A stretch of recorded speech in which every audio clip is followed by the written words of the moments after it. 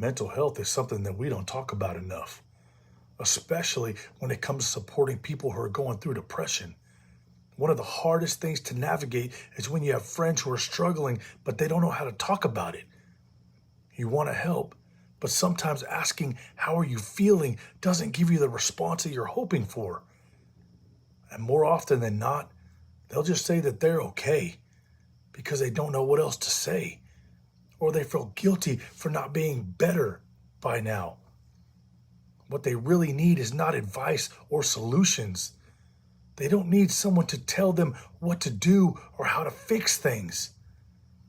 They already feel broken. What they need most is presence.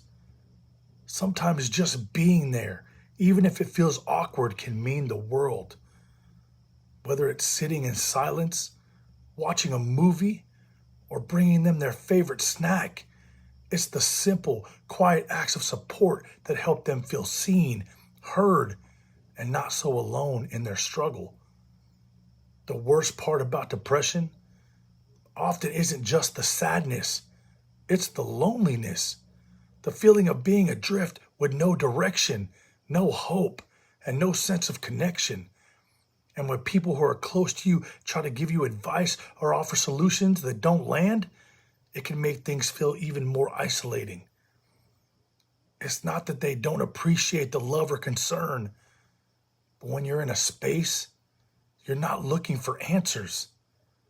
You're just looking for someone to be there, not to fix, but to share the moment, to create a quiet connection that doesn't require an explanation. So, if you have a friend who's going through it, don't feel like you have to fix anything. Don't worry about saying the perfect thing or asking the right question. Just show up. Let them know that you're there for them without judgment, without pressure, without the expectation of them to explain or get better right away. Sometimes just sitting beside them in silence, not forcing anything, is the most powerful thing you can do. Your presence will speak more than words ever could.